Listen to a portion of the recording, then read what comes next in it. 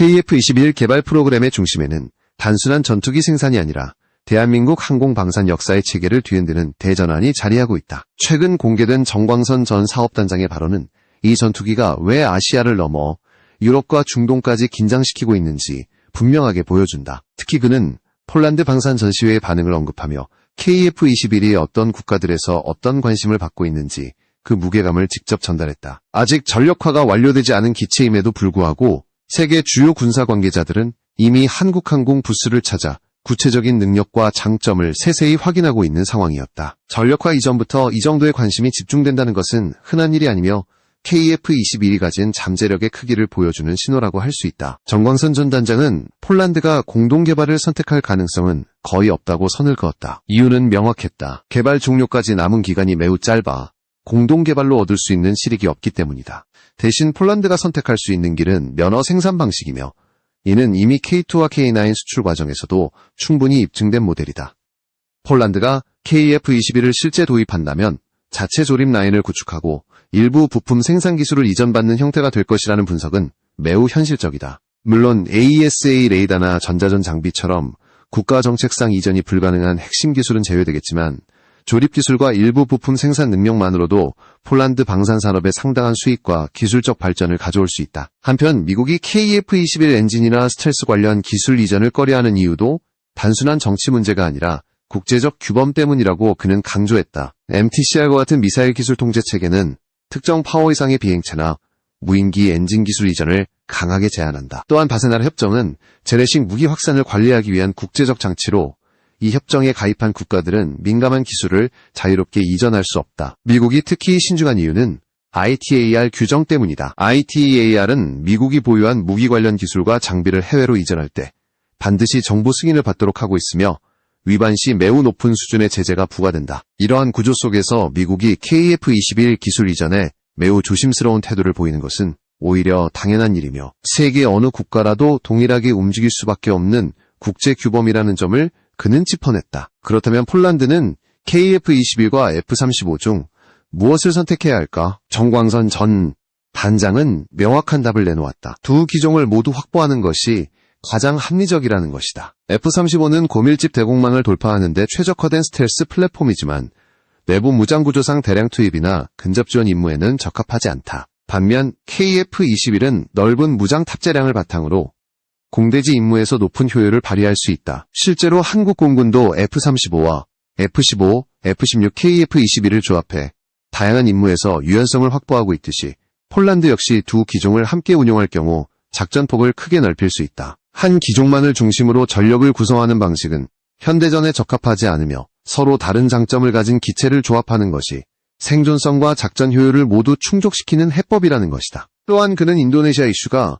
오히려 대한민국의 신뢰도를 높였다고 평가했다. 분담금을 제때 납부하지 않고 갑작스러운 요구를 반복하는 파트너임에도 불구하고 한국은 계약을 끝까지 유지하며 정해진 일정에 맞춰 개발을 진행했다. 이는 국제사회에 대한민국이 얼마나 일관되고 책임감 있는 방산 파트너인지 보여준 상징적 사례로 자리잡고 있다. KF-21은 일정과 목표를 단 한 번도 무너뜨리지 않고 개발되고 있으며 이러한 안정성은 해외 고객들에게 강한 신뢰를 주는 핵심 요인으로 작용한다. 그는 최근 인도네시아 언론에서 제기된 시제 5호기 인도설에 대해서도 현실적인 관점을 제시했다. 계약상 시제기 일대를 인도할 수 있는 구조는 존재하지만 실제 가능성은 낮다는 설명이다. 시제기는 양산기가 아닌 개발용 항공기이기 때문에 가치가 훨씬 높고 지원 장비까지 포함하면 인도네시아가 부담할 수 있는 금액을 초과할 가능성이 크다. 결국 내년 하반기 정산 과정에서 정확한 기술 자료 가치와 시제기 처리 방향이 결정될 것이라는 전망은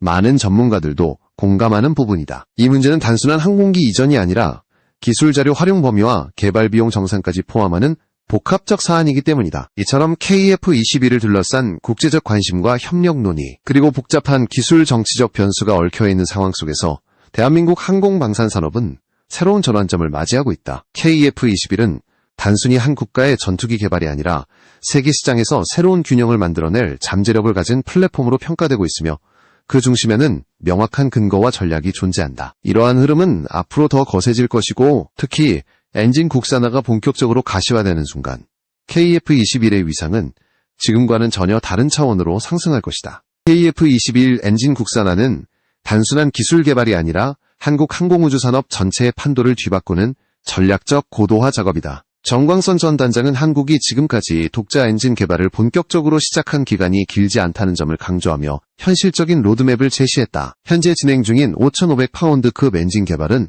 2013년 핵심 기술 확보를 시작으로 점진적으로 완제품 단계에 도달하고 있으며 2027년을 목표로 마지막 검증 절차가 이어지고 있다. 이 엔진은 유무인 복합기에서 운용될 중형 무인기에 탑재될 계획으로 실제 전술 환경에서도 활용도가 충분한 플랫폼으로 평가된다. 특히 과거 경량 전투기였던 F5 시리즈가 5,000파운드급 엔진으로 초음속 비행을 수행했던 사례를 보면 5,500파운드 엔진은 단순한 시험용이 아니라 실제 작전 플랫폼에도 적합한 수준임을 확인할 수 있다. 여기에 더해 1만 파운드급 엔진 개발은 한국이 본격적으로 전투용 엔진 독자화를 향해 전진하고 있다는 증거로 받아들여진다. 개발 일정은 2031년 완성을 목표로 진행 중이며 FA50에 탑재된 F404 엔진과 동급의 성능을 목표로 한다. 이는 단순히 한 종류의 엔진을 확보하는 의미가 아니라 수출 시장에서 독립적인 생산과 기술 재구성이 가능하다는 매우 중요한 이점으로 작용한다. 나아가 대형 무인기 플랫폼에도 적용할 수 있어 향후 한국형 UCAV 개발에도 중요한 동력을 제공한다. 즉, 엔진 독자화는 단순한 전투기 독립이 아니라 전체 항공전력의 구조적 확장을 가능하게 하는 산업적 기반이다. 가장 주목되는 영역은 16,000파운드급 엔진이다. 이는 KF-21 블록 3단계 혹은 후속 차세대 스텔스기 개발의 핵심 기반이 될 것으로 평가된다. 정부는 이미 지난해부터 핵심 소재 기술 개발을 시작했고 2027년 본개발 착수를 위한 사업 타당성 검토가 진행될 예정이다. 예상 개발 기간은 13년에서 14년으로 알려져 있으며 2040년 전후 실기 개발이 완료되면 KF-21에 실제 장착해 비행시험을 수행하게 된다. 특히 이 엔진이 후위 연소를 사용할 경우 24,000파운드급 출력이 가능할 것으로 전망되고 있어 KF-21 성능 확장뿐 아니라 차세대 전투기 프로그램의 엔진 독립을 위한 결정적 전환점이 될 것으로 보인다. 그러나 엔진 독자화는 결코 단순한 과정이 아니다. 정광선 전 단장은 가장 큰 난관으로 소재 기술과 소프트웨어를 꼽았다. 고온 터빈 블레이드를 견디기 위한 소재는 모든 전투기 엔진의 생명줄이며 특히 F414 엔진이 1500도 수준의 고열을 감당하도록 설계된 것과 비교하면 한국이 목표로 하는 1650도급 소재 개발은 세계적 수준의 도전이다. 두산벨리티가 고온 소재를 확보했다고 언급되지만 실제로 항공기 엔진에 적용하려면 수많은 시험과 인증이 필요하다. 또한 이 소재를 보호하는 냉각 기술 역시 동시에 완성돼야 한다. 이러한 기술들은 단순한 부품 하나의 문제가 아니라 전체 열구조, 냉각 통로 설계, 회전체 안정성 등이 복합적으로 연결된 고도의 기술 집약적 영역이다. 두 번째 장벽으로 지적된 것은 엔진 제어 소프트웨어다. 페이덱으로 불리는 전자식 자동 제어 시스템은 조종사가 급격한 출력을 요구하더라도 엔진이 손상되지 않도록 최적 상태를 스스로 유지하는 장치다. 이는 막대한 비행 데이터와 시험 데이터가 축적돼야 구현할 수 있으며 설계보다 더 많은 시간이 소요되는 경우도 많다. 지금까지 국내 업체들이 외산 엔진을 조립해온 경험은 유리한 출발점이지만 독자 엔진에 최적화된 소프트웨어를 완성하는 과정은 여전히 높은 난이도를 요구한다. 이 두 영역이 완성돼야 비로소 한국형 엔진의 자립이 실질적인 수준에서 가능해진다. 엔진 개발이 성공하면 KF-21은 단순한 전투기 시장 경쟁을 넘어서 완전히 새로운 수준의 수출 경쟁력을 확보하게 된다. 전투기 전체 가격에서 엔진 비용은 25%에서 30%에 달한다. 한국이 엔진을 직접 생산하게 되면 장기적으로 단가 조정이 가능해져 KF-21은 동급 전투기 대비 가격 경쟁력에서 압도적인 위치를 차지하게 된다. 이는 단순한 할인 경쟁이 아니라 무기체계 전체 생애주기 비용을 낮출 수 있다는 점에서 해외 고객 국가들이 가장 민감하게 반응하는 요소다. 더 나아가 엔진 기술을 기반으로 수송기, 훈련기, 무인기 등 다양한 플랫폼 변형 개발까지 가능해지기 때문에 한국 항공산업의 수출 포트폴리오가 크게 확장될 가능성이 열리게 된다. 이와 함께 엔진을 국산화할 경우 방산 자주권 측면에서도 중대한 변화가 일어난다. 지금까지 KF-21은 사출 좌석이나 냉각 시스템 등 일부 장비에서 해외 업체 의존이 불가피했지만 이러한 장비들은 다수 국가가 공급 가능해 협상 유연성이 있다. 그러나 엔진은 완전히 단일 공급자 체계이며 특정 기업의 가격 변동이나 정책 변화에 흔들릴 위험이 크다. 만약 한국이 독자 엔진을 확보하면 협상 옵션이 완전히 달라지고 KF-21 개발 구조 전체가 훨씬 안정적인 체제로 전환된다. 독자 엔진 확보는 단순한 기술 자립이 아니라 국가 전략 자산의 장기적 독립성을 확보한다는 의미를 가진다. 결국 엔진 독자화는 기술적 난관을 포함해 막대한 시간과 비용이 요구되는 일이다. 그러나 그만큼 전략적 가치가 큰 만큼 한국이 이 영역을 확보할 경우 항공전력의 수준은 완전히 다른 차원으로 격상된다. 한국이 지금까지 축적해온 제조 능력과 시험 체계, 항공전자 기술을 고려하면 이 목표는 현실적이며 충분히 도달 가능한 목표로 평가된다. 그리고 그 중심에는 KF-21이 놓여 있으며 한국 항공우주산업 전체의 변곡점은 이미 시작되었다. 한국 공군의 작전 환경을 이해하면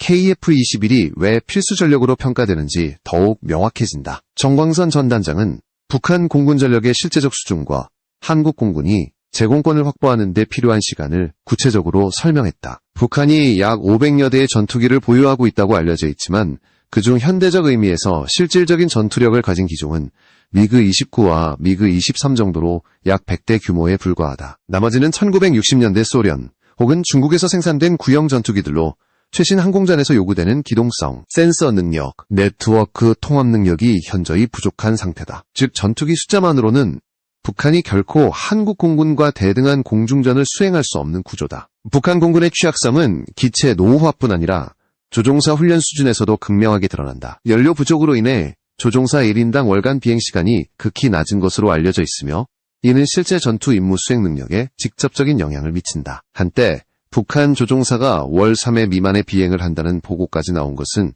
이미 널리 알려진 사실이다. 반면 한국 공군 조종사들은 연간 130시간 이상 비행하며 지상에서는 실제 기체와 거의 동일한 수준의 고성능 시뮬레이터 훈련을 병행하고 있다. 이런 격차는 전쟁 발생 시 공중전 능력을 결정짓는 핵심 변수로 작용한다. 이러한 전력 차이를 고려할 때 북한 지역에서 제공권을 확보하는 데 필요한 시간은 예상보다 짧다. 정광선 전 단장은 유사시 공중전 돌입 후 하루, 길어도 이틀이면 평양을 포함한 북한 전역에서 작전이 가능한 완전한 제공권을 확보할 수 있다고 분석했다. 공중전 자체는 당일 중으로도 제압이 가능하며 문제가 되는 것은 평양 등 주요 지역에 구축된 고밀집 대공망이다. 그러나 한국은 전투기, 전자전기, 지대지 미사일을 복합적으로 활용해 이러한 방어체계를 빠르게 무력화할 수 있는 계획을 이미 보유하고 있다. 특히 초전 3일 동안의 전면 작전 계획은 목표 선정과 공격 순서가 모두 사전에 체계적으로 준비된 상태이며 유사시, 즉시 실행된다.